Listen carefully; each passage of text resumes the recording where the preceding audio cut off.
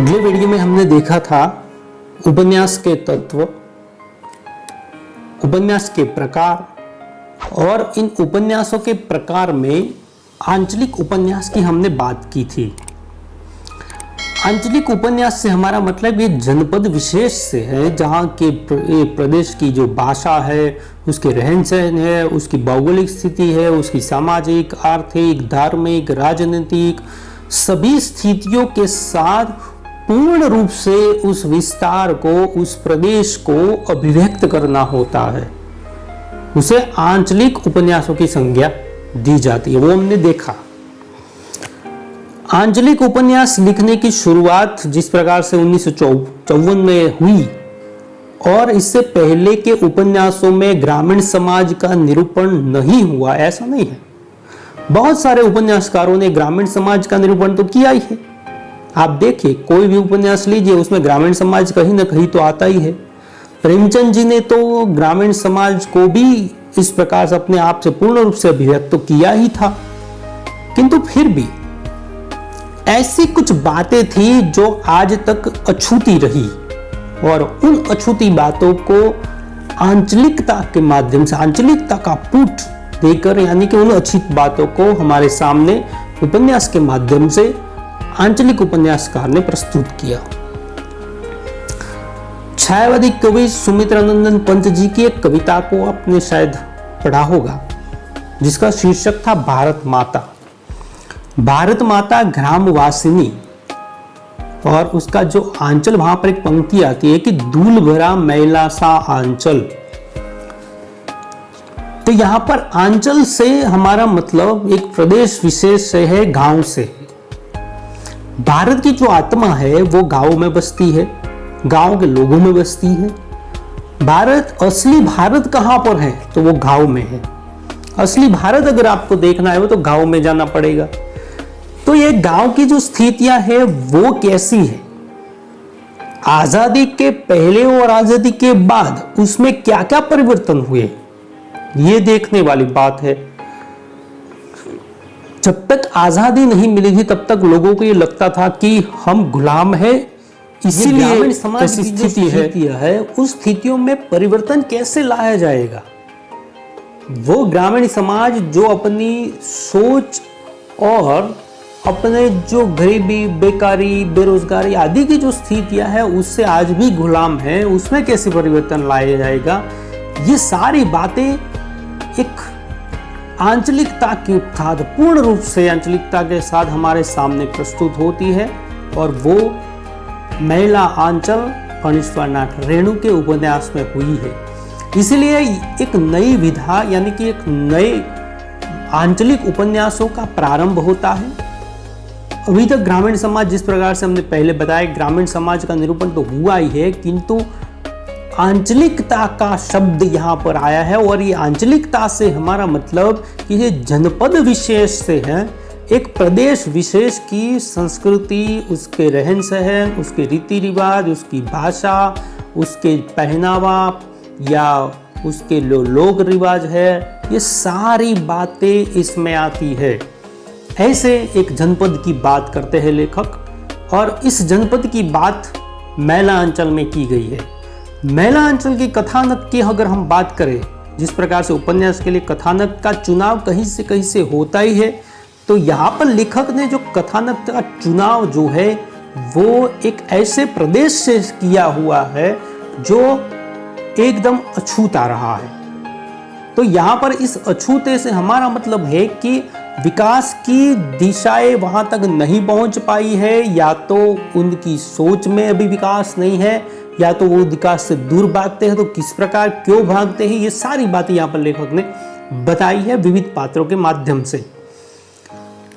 जिसकी कथानक जो है वो बिहार के पूर्णिया जिले के मेरीगंज गांव की है, और ये आज़ादी के 1-2 साल पहले और 1-2 साल बाद की, यानी 3-4 साल के कथानक है। और ये जो स्वतंत्रता प्राप्ति का जो समय था, उसके इस समय के आसपास इर्द गिर्द घूमने वाली एक कथा वस्तु है।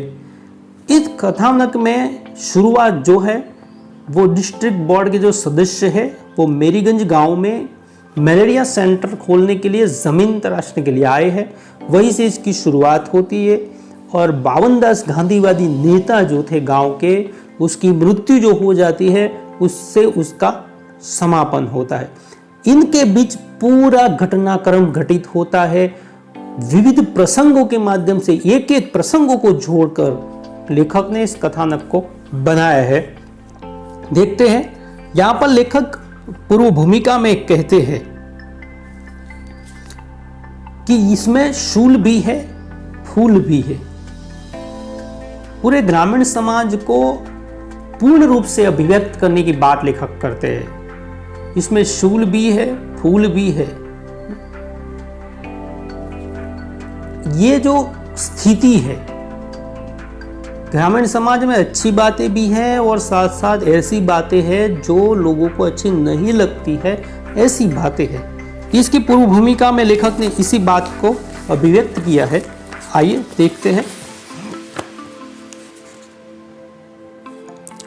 उपन्यास की पूर्व भूमिका में लेखक कहते हैं कि इसमें फूल भी है, शूल भी है, धूल भी है, गुलाल भी है, कीचड़ भी है, चंदन भी है, सुंदरता भी है और क्रूरता भी है। मैं किसी से दामन बचाकर नहीं निकल पाया। पूर्णतः ग्रामांचल यथार्थ को यहां पर लेखक ने अभिव्यक्त करने की कोशिश की है। शूल और फूल, क्रूरता, सुंदरता, गुलाल, कीचड़, इन सारी बातों से यहां पर हमें पता चलता है कि लेखक जो है वो सारी बातों से किसी भी बात से दामन बचाकर नहीं निकल पाए।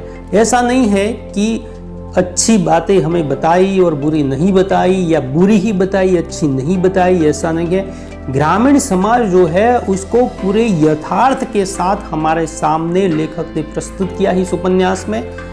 क्योंकि यहाँ पर कैसी स्थिति है, आज़ादी के आसपास का जो समय से उस समय में गांव की जो स्थितियाँ थी, गांव के लोग कैसी स्थिति में रहते थे, इन सारे यथार्थ को, ग्रामांचल यथार्थ को हमारे सामने लेखक ने इस उपन्यास में प्रस्तुत किया है। देखते हैं कि ये मैंने आपको बताया कि इसका आरंभ जो है वो डिस्ट्रिक्ट ब्लॉक के जो सदस्य हैं मलेरिया सेंटर खोलने के लिए आते हैं, जमीन उसको देखने के लिए, और वहाँ से शुरुआत होती है। तो वहाँ से लोगों को घबराहट होती है कि न जाने ये ऐसी अफवाह फैल जाती है कि आंदोलनकारियों को पकड़ने के लिए लोग आए हैं, उसको तराशने के लिए आए हैं और ये लोग पकड़ के ले जाएंगे। और ये जो सारी स्थिति है वो कौन बहका रहा है इन लोगों को, ये लेखक हमें समझा रहे हैं, ये बता रहे हैं। ये जो सारी स्थितियां है उसको किस प्रकार से निपटा जाए। तो यहाँ पर देखिए कि जो गांव के लोग हैं वो अंधविश्वास में डूबे हुए हैं। लेखक ने यहाँ पर सामाजिक, राजनीतिक, आर्थिक, धार्मिक सारी स्थितियों को हमारे सामने प्रस्तुत किया है, वो भी अपने पूर्ण यथार्थ के साथ। लोगों में कैसे अंधविश्वास होते हैं उसकी बात की है। लोग अपने खुद के विकास की बात को भी नहीं समझ सकते। लोग अपने विकास की बात को भी अपने लिए बुरा हो ऐसा उसको महसूस होता है, और ये कौन करवाता है? गांव के कुछ जमींदार या कुछ पढ़े लिखे लोग, कुछ ऐसे लोग जो अपना स्वार्थ सिद्ध करने में लगे हुए हैं। उनको ये नहीं चाहते कि बाहरी शक्ति या परिवर्तन की शक्ति इसमें आए और नया परिवर्तन हो, या उनको कुछ समझ में आए, या ये लोग बदल जाए। ये बदलाव नहीं चाहते, क्योंकि अगर ये बदलाव होगा तो ये लोग जो है वो परिवर्तनशील हो जाएंगे या तो विकसित हो जाएंगे, तो वो समझने लगेंगे। लोग जब समझने लगेंगे तो उनका जो व्यापार है वो बंद हो जाएगा। जिस प्रकार से मलेरिया सेंटर खोलने की बात हुई तो लोग जमीन देखने के लिए आए, तो लोगों में ये अंधविश्वास है कि अगर ये सेंटर खुलेगा तो लोगों को मार दिया जाएगा, उनको मारने की दवा दी जाएगी। अगर उनको बुखार आता है या बीमार होते हैं तो वो किसी और के पास जाके दोरा धागा करवा लेते हैं, किंतु वो अस्पताल में नहीं जाते। अस्पताल में किस प्रकार से डॉक्टर प्रशांत जो है ये परिवर्तन का प्रतीक है, लेखकीय परिवर्तन का प्रतीक है। यहाँ पर डॉक्टर प्रशांत जो है वो गांव में आया है और बहुत सारे सपने लेकर आया था। ये जो मेल है उसकी बात, कि बहुत सारे सपने लेकर आया था कि मैं गांव में जाकर ये कर लूँगा, वो कर लूँगा। इन सारे परिवर्तनों की बात करके यहाँ पर प्रशांत आए थे, किंतु जितना सोचा था इतना सरल नहीं है ये परिवर्तन लाना, क्योंकि जो सोच में परिवर्तन लाने की बात है वो बहुत बड़ी बात है और वो सबसे कठिन कार्य भी है। तो डॉक्टर प्रशांत जब आते हैं तब उनको लोग हैजिया और बीमारी या होती है या मलेरिया होता है, ये इतने गरीब है कि वो समझ ही नहीं पाते, और ज़मींदार लोग जो है वो उनका शोषण इस प्रकार से करते हैं कि वो अपनी विकास की बात को भी नहीं समझ पाते। इस प्रकार की स्थिति इन गाँव में मौजूद थी। आज़ादी के आसपास के समय की बात है। आज भी बहुत ऐसे गांव हैं जो इस प्रकार की सोच को लिए हुए हैं। तो यहाँ पर लेखक ने गुलामी, बेकारी, बेरोजगारी आदि प्रश्नों को हमारे सामने रखा है, और इन्हीं प्रश्नों के आधार पर ये गांव की जो स्थितियां है वो बनी हुई है। 12 वर्ण के लोग इस गांव में रहते हैं। मेरीगंज गांव जो है बिहार का, उसकी पूरी कथानक इसमें है, और इसमें 12 वर्ण के लोग रहते हैं और लोग अपनी अपनी टोली में रहते हैं। जिस प्रकार से गांव में लोग रहते हैं, अपने अपने अलग अलग समाज के लोग होते हैं, अलग जात के लोग होते हैं, वो एक साथ मिलकर रहते हैं अपने। तो इसमें टोली बनाकर लोग रहते हैं, और यहाँ पर देखिए कि उनमें बाकी चेतना हो या न हो, किंतु उनमें राजनीतिक चेतना बहुत सारी है। वो समझते हैं राजनीतिक बातों में कि किस टोली में उनका स्वार्थ सिद्ध होगा, किस टोली में नहीं होगा, ये सारी बातें वो समझते हैं। यहाँ पर कुछ तहसीलदार है या कुछ ऐसे लोग हैं पढ़े लिखे से, यहाँ पर लेखक ने कहा है कि पढ़े लिखे से मतलब है कि दस्तखत करना आ जाए तो वो पढ़ा लिखा है, या तहसीलदार से पढ़ा लिखा है, ये पढ़े लिखे लोग हैं। वो लोग इन लोगों की जो व्यवस्था है या उन लोगों की जो स्थिति है, उनकी मानसिक स्थिति है, उसमें परिवर्तन नहीं आने देना चाहते। साथ साथ धार्मिक आडंबर इस प्रकार के हैं कि ये नहीं चाहते कि लोग जो है वो यहाँ पर अस्पताल खुले, क्योंकि अस्पताल खुलेगा तो लोग दवाई देने के लिए जाएंगे तो अच्छे हो जाएंगे। अगर ऐसा होगा तो उनका जो धंधा है वो बंद हो जाएगा, दूरा धागा करवाने वाला।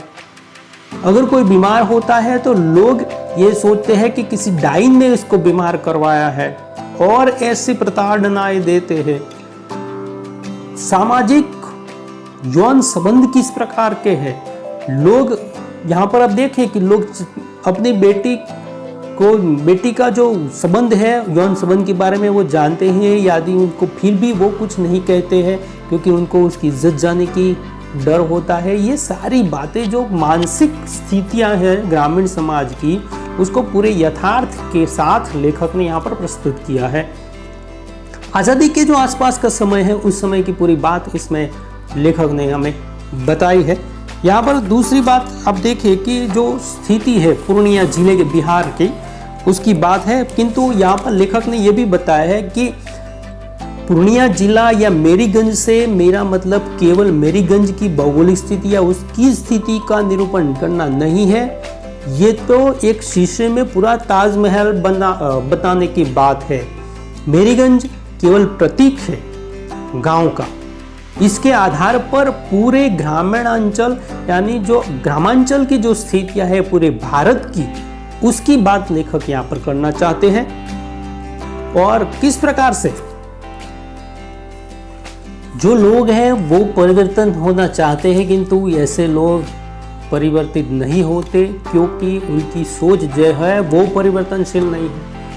यहाँ पर मठ जो है उसमें महंत जो है और उसकी जो अनैतिक बातें हैं यहाँ पर लेखक ने बताई है कि जो मठ है वो धार्मिक आडंबर और अनैतिकता के अड्डे बन चुके हैं। आज़ादी के आसपास के समय की जो बात है वो भी आज भी आप देखिए कि ऐसे समय में बहुत सारे मठ या बहुत सारे ऐसी जगह पर है जो ऐसी बातें हमें देखने को मिलती है। तो ये सारी बातें यहाँ पर लेखक ने बताई है, और जब तक ये गरीबी, बेकारी, बेरोजगारी, गुलामी आदि सारी बातें जब तक नहीं निकलेगी तब तक गांव का विकास नहीं होगा। डॉक्टर प्रशांत अब देखिए कि जो बीमार लोग हैं उनकी सेवा करने के लिए आए हैं, किंतु उनको भी कितना झोलना पड़ता है। आप कहीं किस जगह पर, नई जगह पर कुछ परिवर्तन लेकर जाएंगे, कुछ परिवर्तन की बात करेंगे, तो जड़ जो रूढ़ियां है, जो ग्रामीण समाज में रूढ़ हो चुकी है, उसमें अगर कोई परिवर्तन की बात करेंगे तो कोई जल्दी से स्वीकार नहीं करेगा। वो ही सारी बातों को यहाँ पर लेखक ने बताया है। तो बाकी की बात हम नेक्स्ट वीडियो में करेंगे। यहाँ पर हम इतनी बात रखते हैं। बहुत बहुत धन्यवाद।